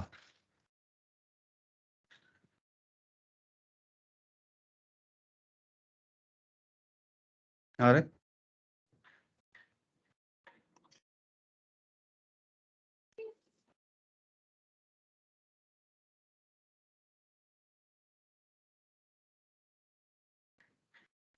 एंड नेक्स्ट में है कल्चरल एंड एजुकेशनल राइट। ये भी थोड़ा राइट टू रिलीजन का ही जैसा है, but little bit different. Cultural and educational rights.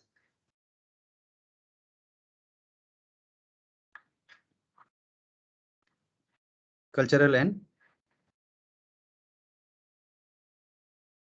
Educational rights.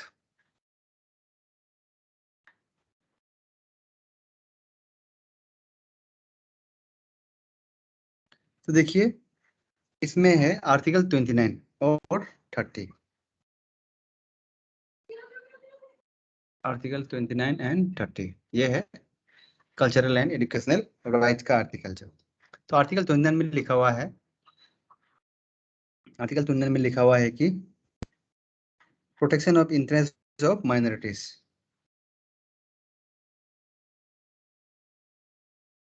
Protection of interest of minorities का इंटरेस्ट को प्रोटेक्ट करना है कर। सिर्फ मेजोरिटी का रूल चलेगा ऐसा भी नहीं है, लेकिन मेजोरिटी का रूल ऑब्वियसली चलता है इलेक्शन के हिसाब से, लेकिन माइनॉरिटीज का गवर्नमेंट बन जाने के बाद उसमें माइनॉरिटीज का भी ख्याल रखना जरूरी है। Next article 30, right of minorities to establish and administer educational institution.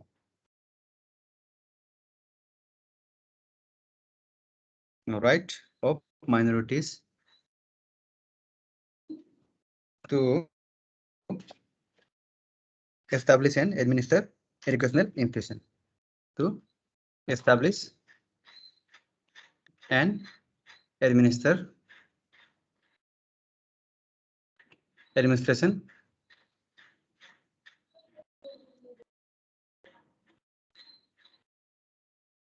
educational institution।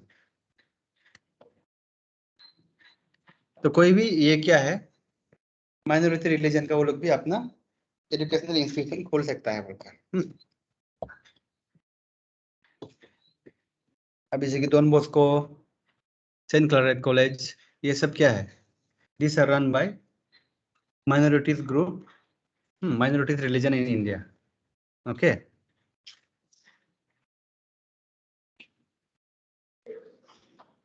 And article 31 नहीं है, हाँ आर्टिकल 31 ये जो राइट टू प्रॉपर्टी था इसको फंडामेंटल राइट से पहले ही हटा चुका है। Okay, and article 32 right to constitutional remedies, right to constitutional remedies, constitutional remedies.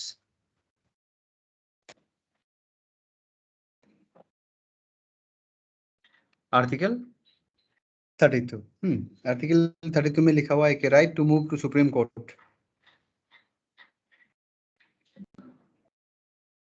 Right to move to supreme court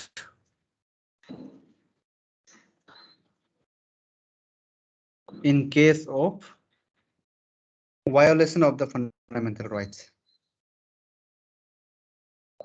violation of the fundamental rights। आपका अगर फंडामेंटल राइट का ब्रीच किया है बोलने से आप सीधा क्या है, सुप्रीम कोर्ट में जा सकता है।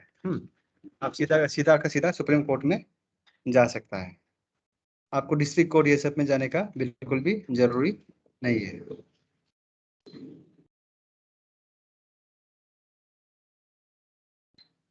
Doctor B.R. Ambedkar,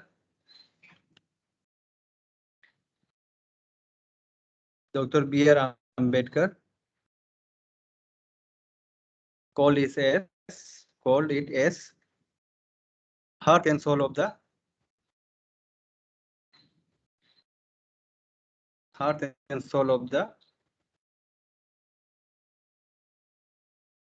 constitution. तो हम लोग का फंडामेंटल राइट इतना ही था, मेजर वाला इंपॉर्टेंट वाला होने को 35 तक है, लेकिन हम 32 तक ही पढ़ा है क्योंकि 33, 34, 35 इतना वो लोग इंपॉर्टेंट नहीं है। इसको आप लोग स्क्रीनशॉट कर लीजिए, स्क्रीनशॉट कर लीजिए। अभी जहां तक आज जितना भी पढ़ा है वहां से कुछ क्वेश्चन होने से हमको पूछिए।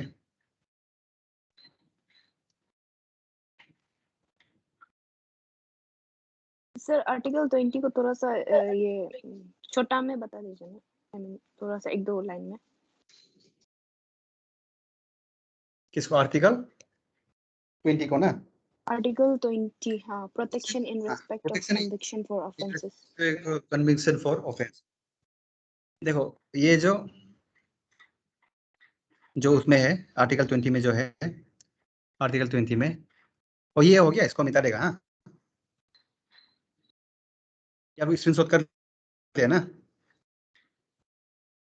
हाँ सर कर ली। तो देखो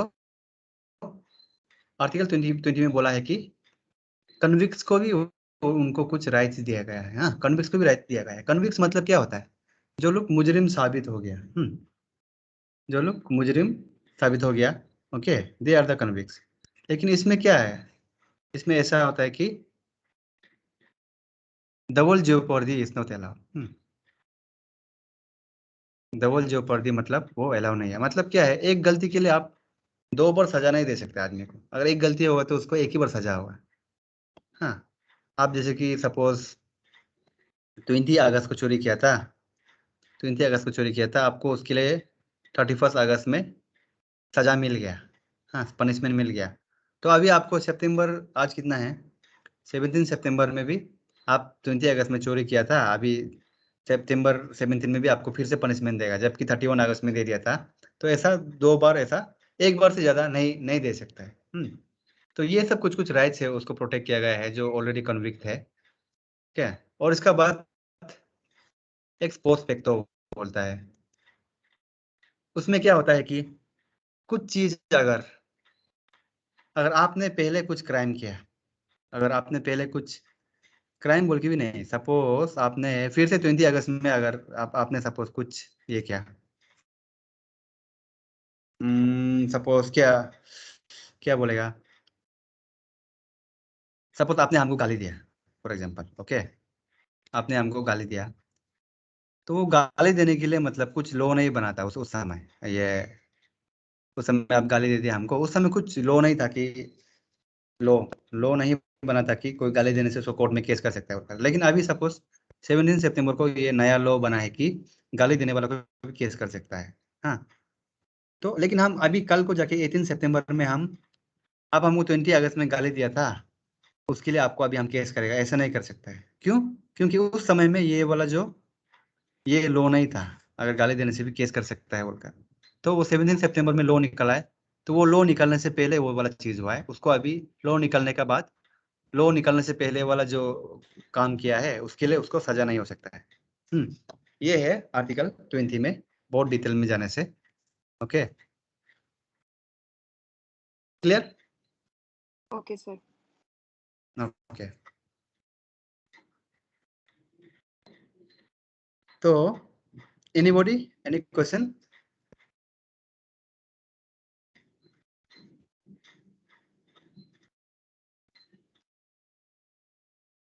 कुछ क्वेश्चन होने से कोई पूछिए kindly.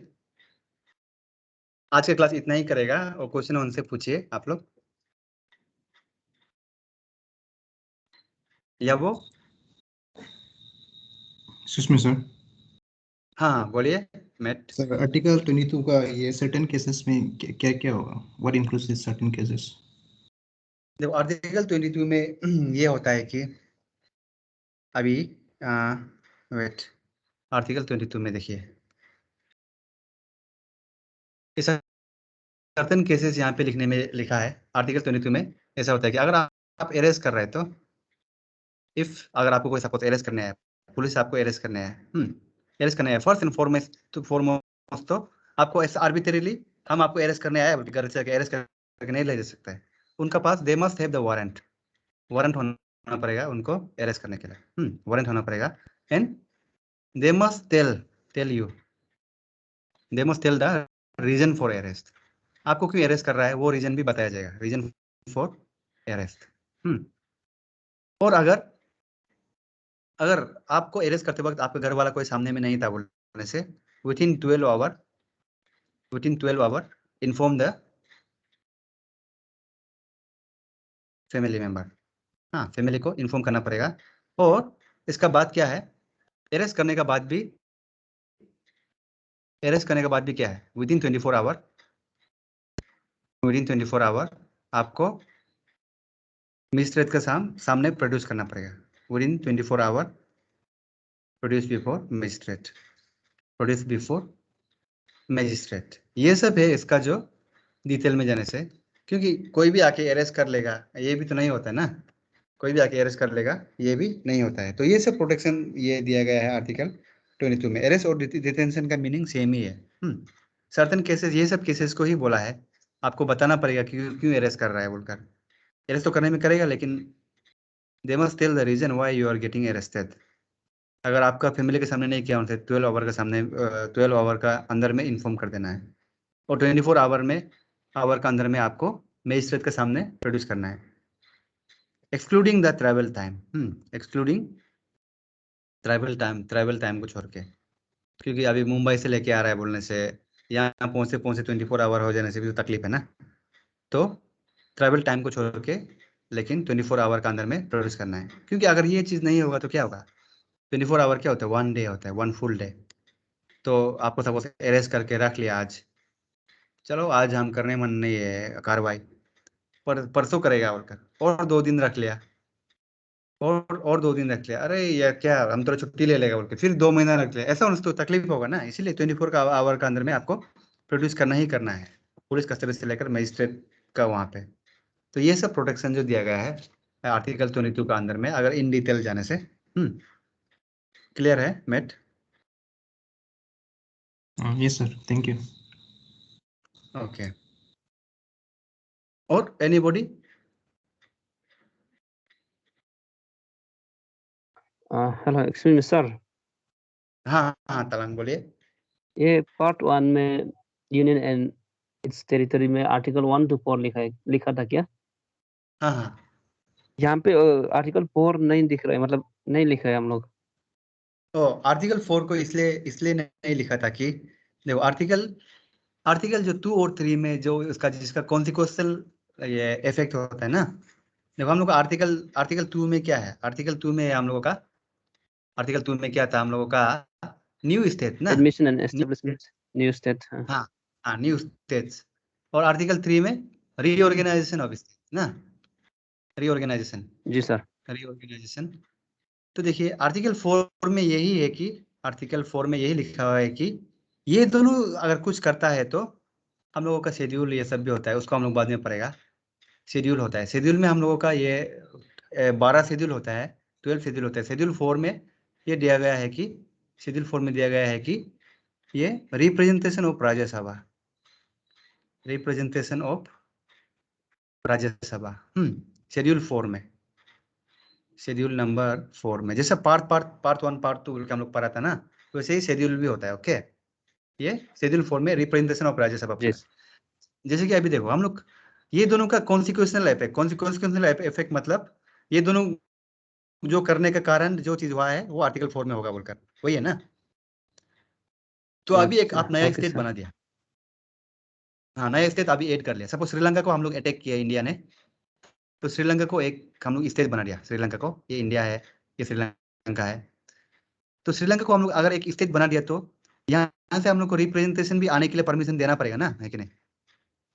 MLA MP, not MLA MP, ये सब लोकसभा का मेंबर, राज्यसभा का मेंबर, है कि नहीं। तो अभी सपोज हम लोगों का ये 245 मेंबर एमपी है, तो 245 मेंबर टोटल एमपी है तो इंडिया का, तो अभी हम लोग श्रीलंका को ऐड कर देगा, तो यहाँ से अगर एटलीस्ट बोल रहे हैं, उससे ज़्यादा भी हो सकता है, एटलीस्ट अगर एक एमपी आएगा तो ये राज्यसभा का, तो इसका 246 हो जाएगा ना, +1 से 246 हो जाएगा, है कि नहीं। हेलो, जी सर। जी हाँ सर। हाँ हाँ जी सर। हाँ हाँ, तो वैसा ही ये न्यू स्टेट ऐड करने से भी तब हम लोगों का representation of Rajya Sabha specially schedule 4 में इसमें इफेक्ट होगा। और इसका बाद reorganisation of state, reorganisation of state में आप सोच के देखिए, अभी हम लोगों का ये अरुणाचल है, अरुणाचल यहाँ पे तवांग है, यहाँ पे चांगलांग तिरप है, यहाँ पे ईटानगर 0 है, और यहाँ पे दिबांग वैली। तो देखो अरुणाचल सपोज बड़ा स्टेट है, एटलीस्ट नॉर्थ ईस्ट में तो सबसे बड़ा है कि नहीं। तो अभी पार्लियामेंट ने चाहा है कि 2 भाग में इंडिया वो डिवाइड कर देना है उनका अरुणाचल में। अरुणाचल का एमपी कितना है बोल के देखिए, लोकसभा एमपी 2 है, हाँ 2 है सर। 2 एमपी, हाँ, और राज्यसभा एमपी 1 ना, 1 है सर। हाँ राज्यसभा का 1 एमपी है। अभी करेंटली नवम रेड्डी वो एमपी है। तो देखिए अभी सपोज ये रीऑर्गेनाइजेशन में हम लोग 2 भाग में कर दिया इंडिया को, अरुणाचल को, भगवान ना करे कि ऐसा हो बोलकर हमारा अरुणाचल यूनिटी रहे। तो सपोज वेस्ट और ईस्ट में कर दिया, वेस्ट और ईस्ट में कर दिया। तो अभी देखो अरुणाचल दो पार्ट हो गया, तो यहाँ का अपना सीएम होगा, यहाँ का अपना सीएम होगा, चलो ये यहाँ तक तो समझ में आता है। लेकिन सेंट्रल लेवल में भी जो रिप्रेजेंटेशन ऑफ राज्यसभा है, अभी एक ही राज्यसभा था अरुणाचल जब एक था पूरा, लेकिन अभी दो स्टेट बन गए हैं। तो अभी यहाँ से एक राज्यसभा मेंबर होगा, तो यहाँ से तो बिल्कुल 0 होगा, ये तो हो नहीं सकता है कि नहीं। यहाँ से भी एक आना पड़ेगा, तो 2 राज्यसभा मेंबर हो जाएगा ना, फिर से यहाँ में प्लस होगा, चौथे राज्यसभा मेंबर में। तो ये जो कॉन्सिक्वेंशियल इफेक्ट है वो है आर्टिकल 4 में जो दिया हुआ है। ये आर्टिकल 4 को इतना पूछता भी नहीं है, और ये समझने के लिए फर्स्ट टाइमर उनसे कॉम्प्लिकेटेड, थोड़ा कॉम्प्लिकेटेड भी है। हाँ, लेकिन समझ गया ना? जी sir. Okay, thank you sir. और anybody else? Thank you sir. Okay, ठीक है, तो गुड नाइट करते हैं सब लोग। Thank you and good night. Thank you good night sir. Okay.